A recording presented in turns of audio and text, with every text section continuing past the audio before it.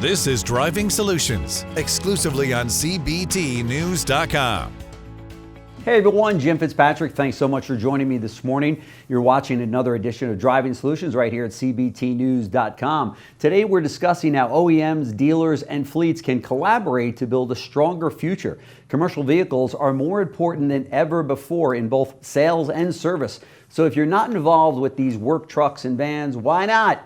You're missing out on a lot. And even if you are already in the commercial department, division, I should say, then you should still listen to today's conversation. I think you're going to be glad you did. So we're joined now by Kathryn Schifferle. You've seen her here before on CBT News. She's the founder and chief vision officer at Work Truck Solutions. She's joined by Jim Press, who you've also seen here on CBT as well. He's the former president of Toyota North America and president, vice chairman of Chrysler, and senior advisor for Work Truck Solutions. Both Kathryn and Jim bring a wealth of experience and insights to the automotive industry. So thank you folks very much for taking the time out of your busy schedules to join me here at CBT News. I very much appreciate it.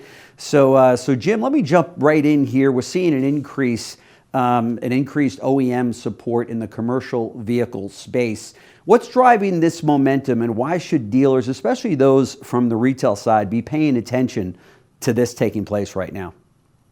That's a good question. I appreciate the opportunity. Jim, thank you very much. And it was nice for you to name your network for our program, the Commercial Big Trucks. CBT, that's right. CBT. And that's really what it's about.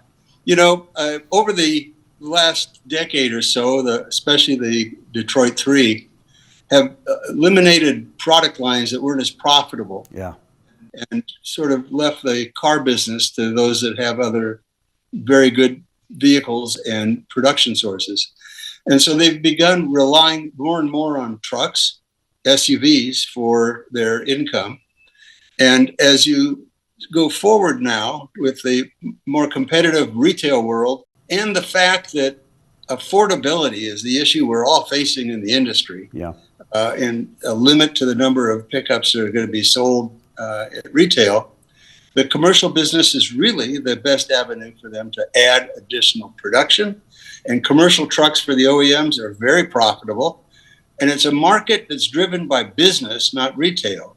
Yeah. And so you've got a different clientele that has repeat business, fleets of trucks, that's right, and in a very different environment. So, and they want to get the dealers involved, not to be relying only on the retail level, but also to become familiar with business to business and to open up commercial sales to the dealers that aren't in it now to expand their profit opportunities. That's right. So I think a number of things have come together at the same time. Yep, for sure. Kathryn, I see you shaking your head there. Did you want to add to that?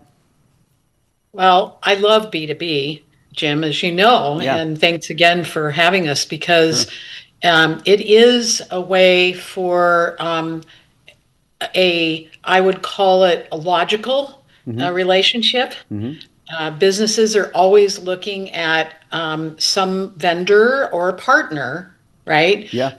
Who will be there for them and that will help them get up every day and do their job. That's right. And dealers are in the perfect place for that. If they just do a little bit more in that relationship. And I don't know, nobody's really talked a lot about loyalty lately. I think on the retail side, loyalty's become less of a conversation, but in commercial, it's huge. It's a huge opportunity. Yeah, no question. We've had that conversation a number of times, and there's no question about it. Behind every truck owner or company that needs trucks, there's a family that needs vehicles that's going to be purchased from that same dealership as well as service and tires and everything else.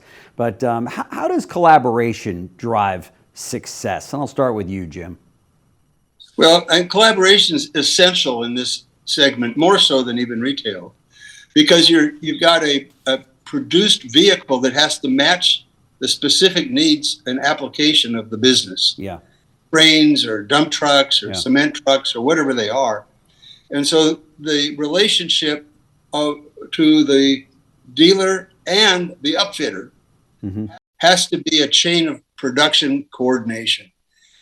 And that's the most important. And then the second piece of it, I think, is that the knowledge the OEMs have and the systems and tools they have to help dealers transition from a retail focused on a transaction to the commercial that's focused on relationships. Yeah, that's right. And that process is taking place. You put the two together, and I think that's feeding a lot of programs that all the OEMs have.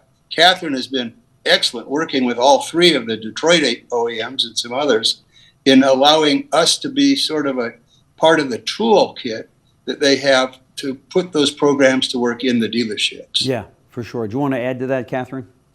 I don't think a lot of people don't realize that these businesses, if their vehicle is down, they're losing $2,000 to $5,000 a day just for a local business, right? If it gets into bigger companies, it's even more than that. And so that's what drives their loyalty and their needs. Sure, sure. Kathryn, what are some of the creative workarounds and solutions that you've seen from dealers as they navigate the challenges that we see in today's market? I think that one of the things that I'm recently become very aware of, and it's not like I didn't understand it before, but it's as you start diving deeper, you start realizing that the end customer can be categorized in three big buckets. Mm-hmm. Big fleet, which of course the process for serving big fleet is different.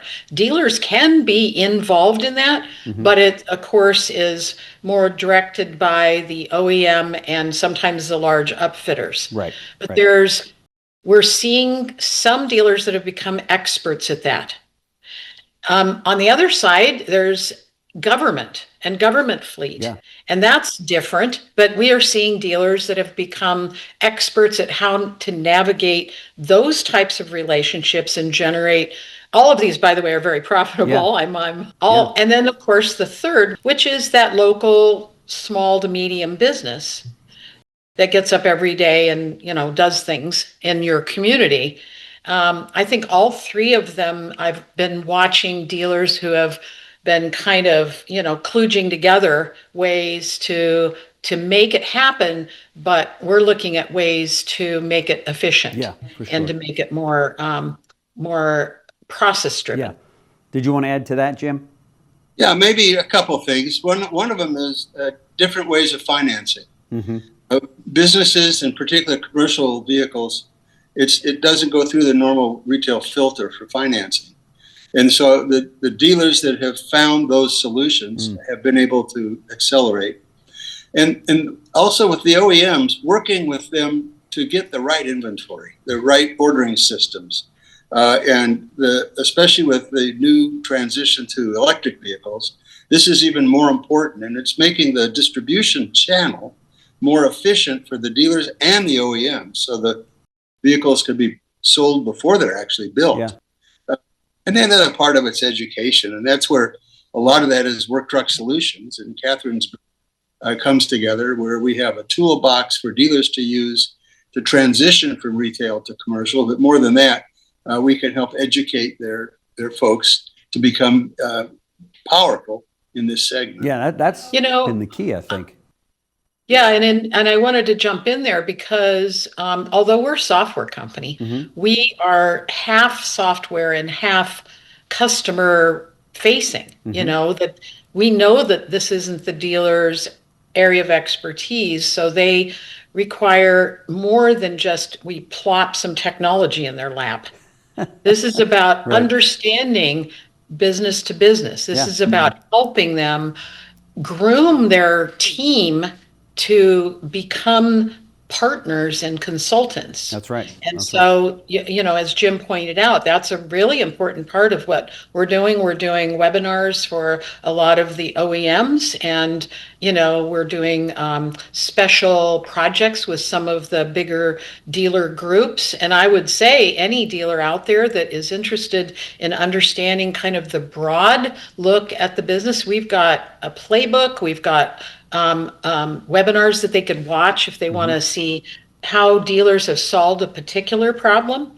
We're definitely there for anybody that wants to lean into it. There's no question. In fact, I had the pleasure of speaking to one of your clients at NADA this past year, And he shared that same sentiment with me about Work Truck Solutions, in the sense that it's not just a software, but you're down in the foxhole with the dealers, showing them exactly how this is to be executed and how it runs successfully, which I think in a lot of cases, as an ex-dealer principal myself, that is a big thing to take on. So they have to have that lifeline that they can hold on to until their team feels comfortable enough to go, okay, Kathryn, Jim, we got it, and you're just there for support as we need it. But that to me would be a very, very valuable asset, from your company. Well, and then we learn so much from our dealers. Yeah. Like, I mean, every dealer is kind of unique, and we want to make sure that they can do things the way that's important to them. Sure. And so that's part of that relationship we have. Speaking of collaborating and working together, both of you hosted different sessions at Work Truck Solutions' recent Spring Commercial Vehicle Business Summit. What were some of the key takeaways for the audience? I'll throw it. I'll start a little bit there. I've got a belief, after watching the evolution of the retail market and the opportunities that I've learned with Kathryn, that the commercial business segment is going to be an important profit center to dealers in 10 or 15 years, sort of the way F&I grew into that situation. 10 years ago, it was somebody from the bank was helping them write deals. And now it's an integral part of every dealer's operation and a contributor. Yeah. So I think that's probably one of the things that we talked about. And the other one really is the need for dealers to commit and focus. It isn't just to say, I want to go after those customers, but they have to get the people, the systems, and make a commitment for the inventory to be able to really get into that business, because the customers, the business users, they know who the pretenders are and who the real operators are. That's right. You got to really separate yourself in that regard. Yeah, for sure. Kathryn, did you want to add to that? Well, I have to say Jim's sessions are the most popular. So he does a great job. We call them his fireside chats, and they're really phenomenal. I get the fun thing of, the first day talking kind of about where the industry is, and the second day kind of going crazy.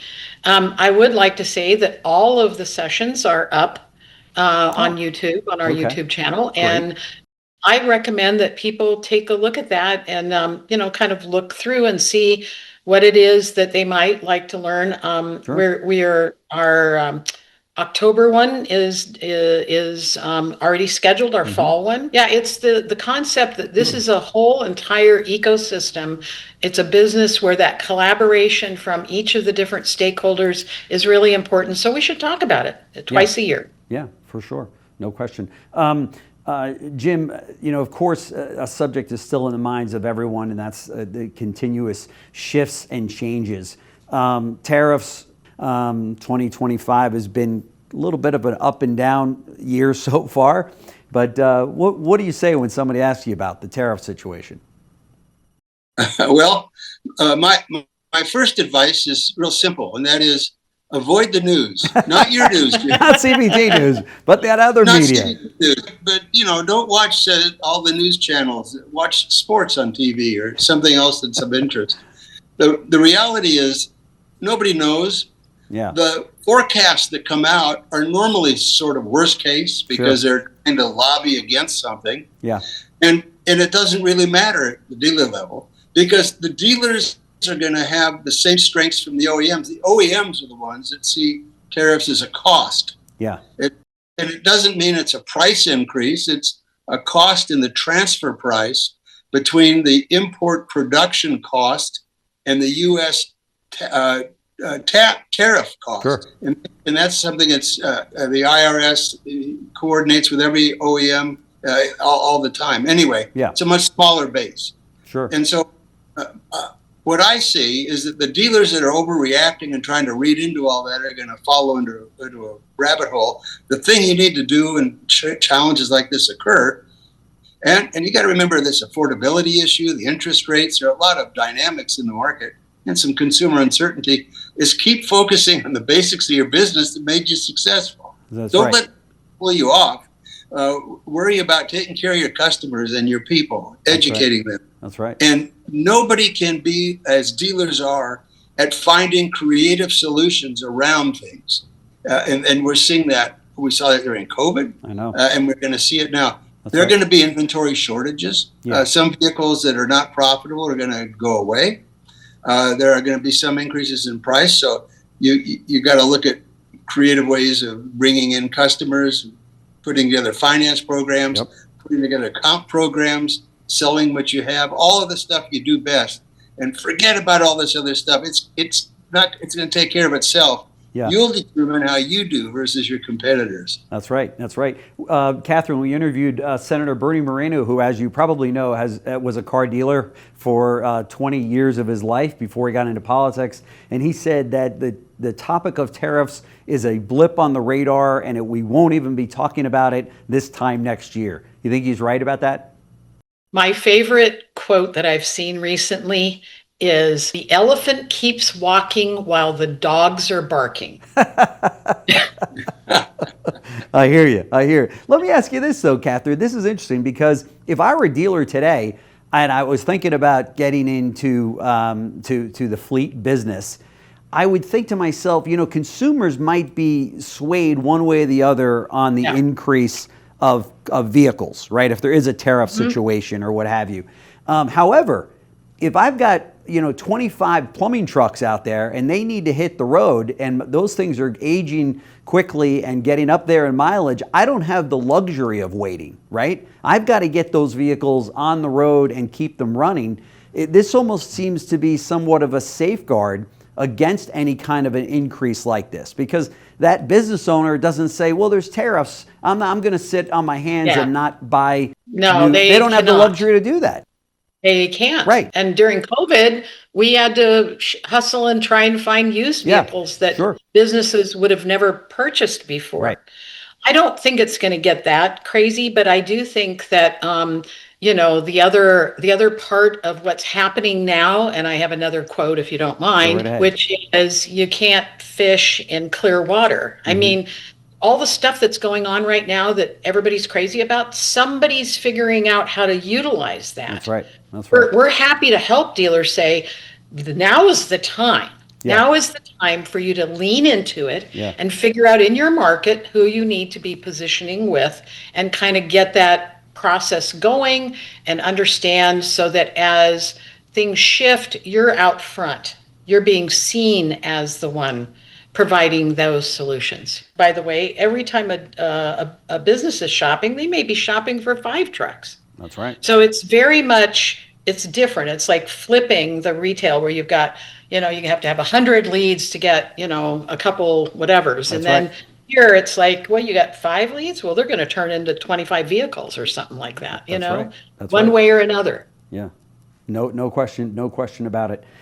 So listen, before we wrap up, I want to get some final thoughts for the dealers that are watching today and the managers that are watching today. And I'll start with you, Jim.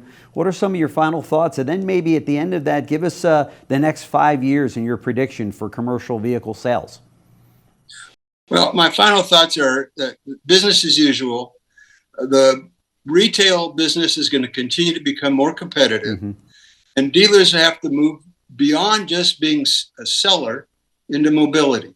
And the commercial business is the doorway for many dealers to move into mobility and recognize the value of lifetime customers, real income they can depend on through loyalty and in their fixed operations, as well as doing business with creative ways of sharing assets. And so I think that this is the beginning of a transition that a lot of dealers who are adapting to commercial are finding it's also a pathway to the future for the whole operation. Yeah. And the other element is that mobility means not how many cars you sold, but how many cents per mile driven by your customer base did you keep? That's right. And that's a different way of looking at the business. And so in my mind, in terms of 5 years from now, that as that occurs, our dealers are going to become bigger operators, more involved with different sources of profit, maybe even letting customers that need to have flying vehicles like Joby. That's right. Toyota dealers may be having an opportunity to take your share of those. So that's right. It's the most exciting time I've ever seen in the business, as well as with all this technology and AI that's going to revolutionize the efficiency and how we do business. So that's right. I envy you young folks in being able to usher this in, and Kathryn being able to do that. Who's he talking?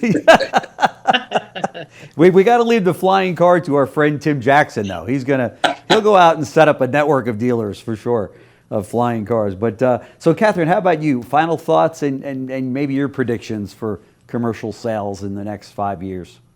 Well, I love that Jim has so much deep understanding of the auto industry. I look at some other models. You remember copy machines when you used to buy your copy machine? Yep. And then what it turned into, like Jim said, it turned into you paid so much per copy because somebody was taking care of it for you. Yeah. Exactly. And I think that really has a lot of potential because life is getting more and more complicated. Yep. And, dealers have an opportunity to put more out there to their customers that help them deal with all of that. Yeah. And, from part of the reason that I really love this is that I personally and our company sees this as a whole ecosystem with the stakeholders that are in the supply chain and the customers all, dependent on the improvement of technology. I love technology for what it can do for people, right. Not just for, it being there. Sure.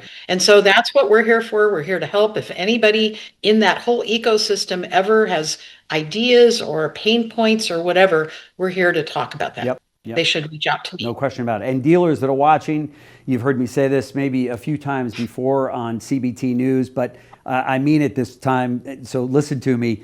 You have to check this out. This is a no-brainer. There are a few times that I say that in my 12 years with CBT News, but this really is one of them. The time has come. Step up, do the right thing, make the phone call to Kathryn and Jim and learn more about this. You owe it to your team, you owe it to your family, you owe it to your bottom line. So this is without a doubt the future of the business that you need to be a part of. So Kathryn Schifferle, founder and chief vision officer at Work Truck Solutions, and of course Jim Press, senior advisor to Work Truck Solutions. Thank you so much for joining me on the show. Once again, we're going to get the word out there again to these dealers. I'm going to wake them up. Anybody who wants to give me a call directly, I'll give you my personal take on this, but I'm telling you, owe it to yourself. So thank you so much, folks, for joining me on the show. Really appreciate it. Thanks. Thank you. It's great. It's an honor.